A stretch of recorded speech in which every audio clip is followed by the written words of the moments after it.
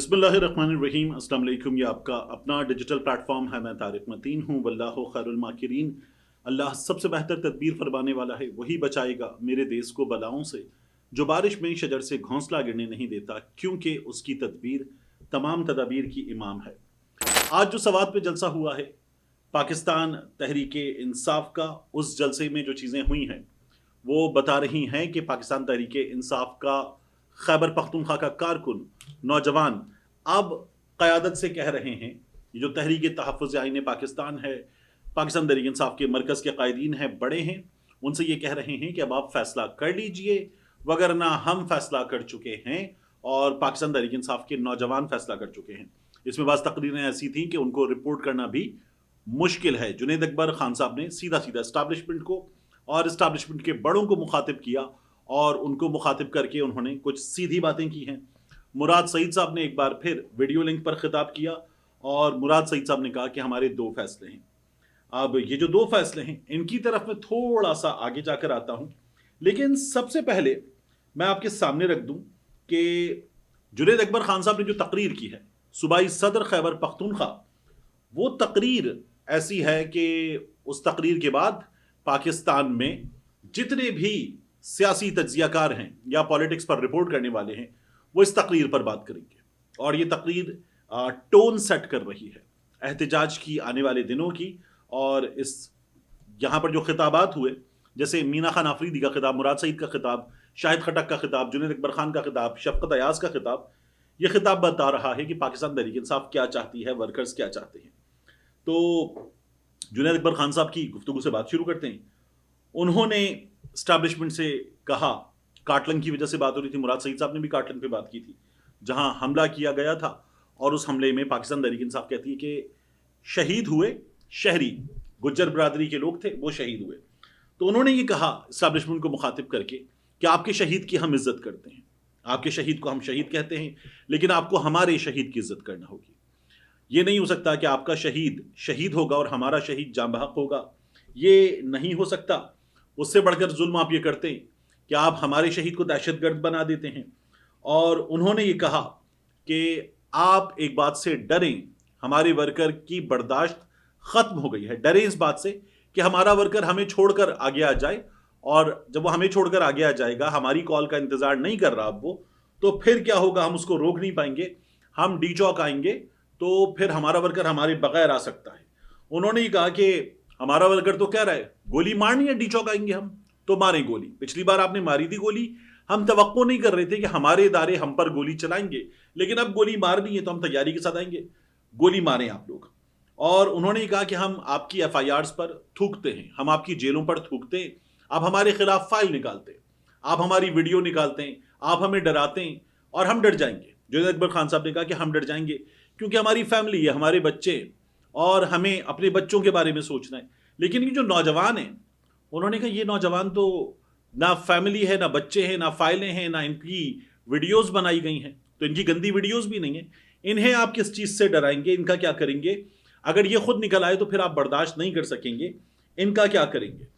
और उन्होंने इस्टेब्लिशमेंट को मुखातिब करके कहा कि आपको इस बात से डरना चाहिए कि हम दरमियान में से हट जाएं। इस वक्त हम आपके और इन नौजवानों के दरमियान खड़े हुए हैं, तो आपके पास मौका है, आप इमरान खान से मुआफ़ी मांग लें। उन्होंने इस्टेब्लिशमेंट को मुखातिब करके कहा कि आप इमरान खान से मुआफ़ी मांग लें, इमरान खान इस मुल्क के लिए, इस मुल्क के मुस्तकबिल के लिए आपको मुआफ़ कर देगा, ये मैं आपको बता रहा हूँ। फिर उन्होंने कहा इस्टेब्लिशमेंट को मुखातिब करके कि आपकी गलत फहमी है कि आप इमरान खान को माइनस कर सकते हैं, आप इमरान खान को ख़त्म कर सकते हैं। उन्होंने कहा भुट्टो, जुनैद अकबर खान साहब ने कहा कि भुट्टो एक जनरेशन का लीडर था, लेकिन मार्शल लॉ लगाए, तमाम हथकंडे इस्तेमाल किए, मगर भुट्टो को ख़त्म नहीं किया जा सका। उन्होंने कहा इमरान खान 3 जनरेशन्स का हीरो है, 3 जनरेशन्स का लीडर है, उसको किसी का बाप भी ख़त्म नहीं कर सकता। जुनैद अकबर खान साहब ने यह तकरीर की। फिर उन्होंने कहा कि हम इदारों से बात करना चाहते हैं, इदारों से बात करना हमारी ख्वाहिश है, इसे हमारी कमज़ोरी ना समझा जाए, हम इदारों को समझाना चाहते हैं, हम ये बताना चाहते हैं कि ये जो आप 9 मई का ड्रामा करते हैं, अब अगर हम आएंगे तो हम आपको ये समझाएंगे कि आइन की हुदूद में रहें, चले जाएं वापस और छोड़ दें रूम सियासत के लिए। अगर ये नहीं होगा, जुनैद अकबर खान साहब कहने लगे, तो फिर ہم آپ کو مذمت کرنے کے قابل بھی نہیں چھوڑیں گے. آپ بار بار 9 مئی کا ڈرامہ کرتے ہیں. یہ کہا انہوں نے کہا کہ جو لوگ قانون نہیں مانتے ان کو ہم گھسیٹیں گے, جو قانون نہیں مانتے ان سے ہم قانون منوائیں گے. وہ دور گیا جب لوگ ڈرتے تھے. انہوں نے کہا کہ آپ ہمیں کہتے ہیں 26 نومبر کو گولی چلی اور ہم بھاگ گئے. انہوں نے کہا تاریخ جانتی ہے کہ بھاگنے والے کون تھے, اور اب جو ہے ہم آپ کو یہ بتاتے ہیں کہ ہم گولی کھانے کو تیار آئیں گے. آپ کو ہاتھ اٹھانا ہے تو آپ ہاتھ اٹھائیں. جنید اکبر خان صاحب کی یہ تقریر تھی. شاہد خٹک صاحب نے کہا کہ 26 نومبر کو آپ بچ گئے تھے, اب اگر ہم آئیں گے تو پھینک دیں گے. اب ہم آپ سے ڈرنے والے نہیں ہیں, آپ کے ڈر سے اب کوئی بیٹھے گا نہیں. یہ شاہد خٹک صاحب کی تقریر تھی. اسی طرح سے مینا خان آفریدی صاحب نے خطاب کیا, اور مینا خان آفریدی صاحب نے خطاب کرتے ہوئے نوجوانوں سے پوچھا کہ مراد سعید کی کال کے لیے تیار ہو. یہ مراد سعید کے وہ جونیئرز ہیں جو امیڈیٹ جونیئرز ہیں, شاہد خٹک صاحب, ان کے ساتھ سہیل آفریدی صاحب, مینا خان آفریدی صاحب. تو انہوں نے کہا کہ مراد سعید کی کال کے لیے تیار ہو, اور لوگوں نے کہا ہم تیار ہیں. ہاتھ اٹھاؤ, یہ جنید اکبر خان صاحب نے بھی کہا تھا, ہاتھ اٹھاؤ کون کون گولی کھانے کو تیار ہے. تو سب نے ہاتھ اٹھایا اور ہاتھ اٹھا کر کہا کہ ہم گولی کھانے کے لیے تیار ہیں. اب اگر آپ ان تقاریر کو دیکھیں, اور خیبر پختونخوا کہہ رہا ہے کہ ہم نکلیں گے, سوات سے سب سے زیادہ لوگ نکلیں گے, مردان سے, مالاکنڈ سے, یہاں سے سب سے زیادہ لوگ نکلیں گے, کاٹلنگ سے لوگ نکلیں گے. جب یہ بات کی جا رہی ہے تو میں آپ سے عرض کروں کہ اب خیبر پختونخوا والے ایک چیز کا انتظار کر رہے ہیں. میں دیکھ رہا تھا صاحبزادہ حامد رضا صاحب نے کہا ہے کہ اب ہم جلسے کریں گے, سندھ میں جلسے کریں گے, کوئٹہ میں جلسہ کریں گے, پھر اس کے بعد ہم سندھ میں ایک سادہ جلسے کریں گے, پنجاب میں جلسے کریں گے, اور پھر ہم اسلام آباد کی طرف آئیں گے. اسلام آباد کی طرف آنا یہ طے ہے. لیکن جو نوجوان ہیں وہ یہ دیکھ رہے ہیں کہ ابھی تک یہ تو کہا جا رہا ہے موبلائزیشن ہو رہی ہے, لیکن ابھی تک کوئی بھی پلان نہیں دیا گیا. وہ پلان دے دیا جائے. نوجوان یہ چاہتے ہیں کہ فوری طور پر وہ پلان دے دیا جائے, کیونکہ اب ہوگا کیا, ہم میٹھی عید کے بعد کچھ 2 ہفتے کی دوری پر تو آ رہے ہیں. تو پاکستان تحریک انصاف والے یہ کہہ رہے ہیں کہ آپ نے 2 ہفتے گزار دیے ہیں, اب آپ جو پلان دیں گے اس پلان میں کچھ دنوں بعد آپ کے سامنے ہوگی بقرعید. تو کیا آپ پلان دینے کے بعد پھر ہمیں یہ بتائیں گے کہ بقرعید کے بعد؟ تو یہ نہیں ہو سکتا. پاکستان تحریک انصاف اپنی لیڈرشپ کو اشارہ دے رہی ہے کہ آپ کو ایک پلان دینا ہے, ڈیٹس دینی ہے, اور اس پر پھر عمل درآمد کرنا ہمارا کام ہے, اور فوری دینی ہے. یہ آپ ہمیں ٹرک کی بتی کے پیچھے لگائیں, یہ ہمیں منظور نہیں ہے. یہ پاکستان تحریک انصاف نے اپنی لیڈرشپ کو بتایا ہے. اب میں آپ سے عرض کروں ان تقاریر کے بعد ہوتا ہوا کیا نظر آ رہا ہے.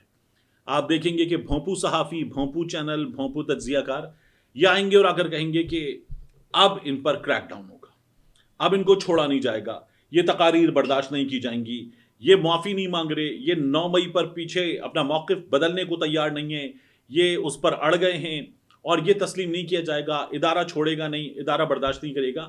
یہ تمام بھونپو صحافی آپ کو بتائیں گے. تو ظاہر ہے کہ وہ جو بتاتے ہیں وہ خود تو بتاتے نہیں ہیں, تو وہ آپ کے سامنے دوبارہ آئے گا. پاکستان تحریک انصاف کی جن لوگوں سے میری بات ہوئی اور میں نے ان سے کہا کہ بطور صحافی میں تمام چیزیں رپورٹ کر دوں گا, میں اس پر تجزیہ بھی رکھ دوں گا کہ آپ کی جو نوجوان قیادت ہے وہ آپ سے کیا چاہتی ہے, لیکن اس کے بعد آپ لوگوں کے خلاف ایک کریک ڈاؤن کی چیزیں ہوں گی اور تیاری ہے, اور آپ کی لیڈرشپ میں کچھ لوگ ہیں جو ابھی بھی پس و پیش سے کام لے رہے ہیں, جو ابھی بھی تذبذب کا شکار ہیں کہ کرنا یا نہیں کرنا, کیا کرنا ہے, جو کہیں اور سے بھی ملاقاتیں رکھتے ہیں, رابطے رکھتے ہیں, دونوں جانب کھیلتے ہیں, یہ تمام چیزیں ہوتی ہیں. تو اس کا کیا کریں گے؟ انہوں نے کہا انہی کو تو پیغام دیا ہے, انہی کو تو بتایا ہے کہ آپ شروع کریں ورنہ ہم شروع کر دیں گے. تو میں نے کہا ٹھیک, تو میں نے کہا اس کے ریپرکشنز ہوں گے, اس کے لیے آپ تیار ہیں؟ انہوں نے کہا ہم تیار ہیں. یہ پاکستان تحریک انصاف والے کہتے ہیں, کیونکہ دوسری جانب سے آتا ہے کہ ٹھیک ہے پھر ہم ان سے نمٹ لیں گے, ہم نمٹنا جانتے ہیں, پہلے بھی نمٹ چکے ہیں, اب بھی نمٹنا جانتے ہیں, تو نمٹ لیں گے.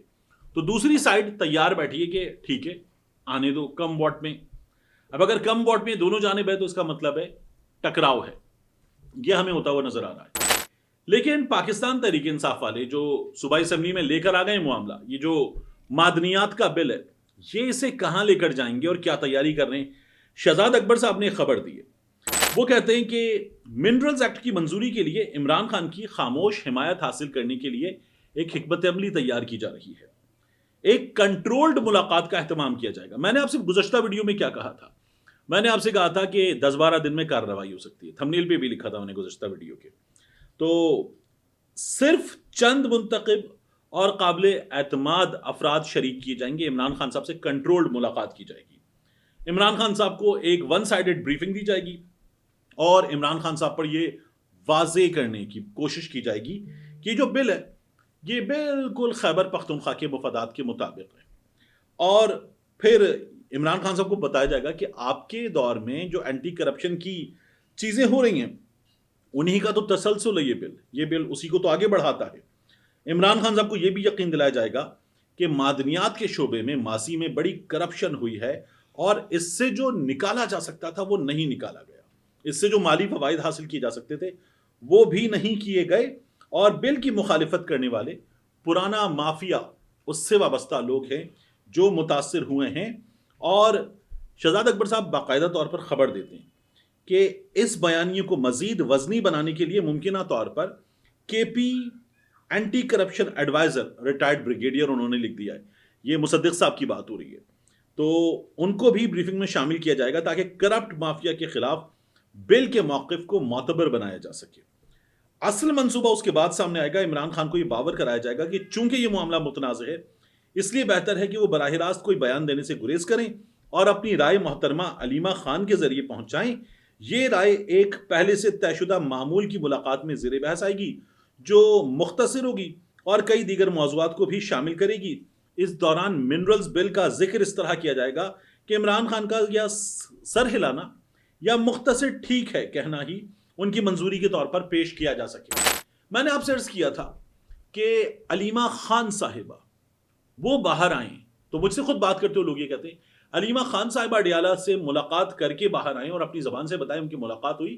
عمران خان صاحب نے منرلز بل پر یہ بتایا ہے اور علیمہ خان صاحبہ یہ بتائیں کہ میں نے ان کو منرلز بل پر یہ بتایا تھا.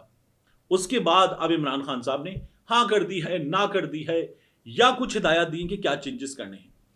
تب تو یہ ممکن ہے کہ پاکستان تحریک انصاف کا ورکر تسلیم کرے وگرنہ پاکستان تحریک انصاف کا ورکر اس کو تسلیم کرنے کو کسی بھی صورت تیار نہیں ہے. وہ یہ کہہ رہے ہیں کہ اگر باہر کوئی اور آ کے بتائے گا تو نہیں مانتے ہم لوگ. وہ تو گنڈا پور کو غدار کہتے ہیں, وہ تو اعظم سواتی صاحب کو غدار کہتے ہیں, وہ بیرسٹر گوہر کو غدار کہتے ہیں. سلمان اکرم راجہ صاحب کے بارے میں بھی اکثر سوال اٹھاتے رہتے. میں نے آپ سے کہا تھا ابھی تھوڑا سا مان گئے. تو شہزاد اکبر صاحب کہتے ہیں یہ سب کچھ اس بریفنگ کی بنیاد پر ہوگا جو منتخب اور جزوی معلومات پر مشتمل ہوگی. بڑا امپورٹنٹ ہے, دیکھیے اس بات کو سمجھیں کہ عمران خان کو بتایا کیا جاتا ہے. یعنی عمران خان کا ریئیکشن جیل میں بیٹھے ہوئے شخص کا کس بنیاد پہ ہوگا؟ ان معلومات کی بنیاد پر جو عمران خان کو دی جائیں گی. بعض لوگ کہہ رہے ہیں کہ دیکھیے 26ویں آئینی ترمیم کے 3 ڈرافٹ تھے. یعنی میاں صاحب کہتے ہیں اچھا مجھے تو پتہ ہی نہیں تھا. فضل الرحمان صاحب کہہ رہے تھے کہ ہم نے اس کا ڈنگ نکالا ہے, یہ کالا قانون تھا, کالے لفافے میں آیا تھا, یہ باتیں ہو رہی تھیں. تو اب کی بار یہ کہا جا رہا ہے کہ اس بات پہ بھی نظر رکھی جائے کہ عمران خان کو بتایا کیا جائے گا. یہ دھوکہ بھی ہو سکتا ہے عمران خان صاحب سے. حکمت عملی دراصل عوامی دباؤ اور آپ کی طرف سے اٹھائی گئی اس آواز کے جواب میں بنائی گئی ہے کہ عمران خان کو مکمل بریفنگ دی جائے اور ان کا پیغام علیمہ خان یا ان جیسے کسی قابل اعتبار شخص کے ذریعے ملے. صرف علیمہ خان, ان کے علاوہ کسی کو کوئی نہیں مانے گا.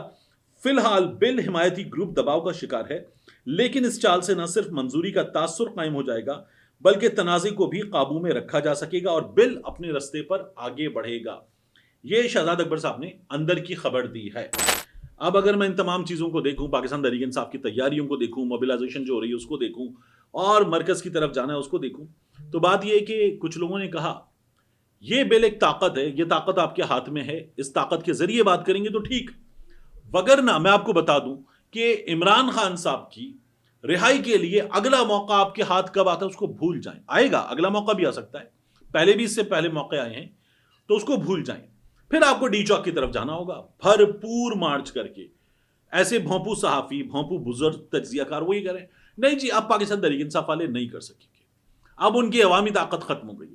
یعنی یہ وہ لوگ ہیں جنہوں نے اس ملک میں صحافت کرتے ہوئے یا اس ملک میں تجزیہ کاری کرتے ہوئے عمریں گزار دی ہیں, اور یہ بے شرم لوگ ایک عام آدمی کے حقوق کے لیے, یہ کہ اس کا بنیادی جمہوری حق ہے وہ سیاست کرے, آواز اٹھائے, بات کرے, اپنی رائے کا اظہار کر سکے, اس پر یہ بات ہی نہیں کرتے. یہ کہتے ہیں نہیں جی اب یہ جو گولی چل گئی ہے اور بندے مر گئے اس کے بعد پاکستان تحریک انصاف کے پاس سڑک پر آنے کی طاقت نہیں رہی ہے. یہ گولی چلانے والوں کے بارے میں بات ہی نہیں کر سکتے, ان کے خلاف بول ہی نہیں سکتے, گولی کھانے والوں کو کہتے ہیں تم کمزور ہو. تو ہمارے ہاں بہت بڑی تعداد میں ایسے بے شرم ترین لوگ ایکٹیو کر دیے گئے ہیں. ملتے ہیں انشاءاللہ آپ سے اگلی ویڈیو.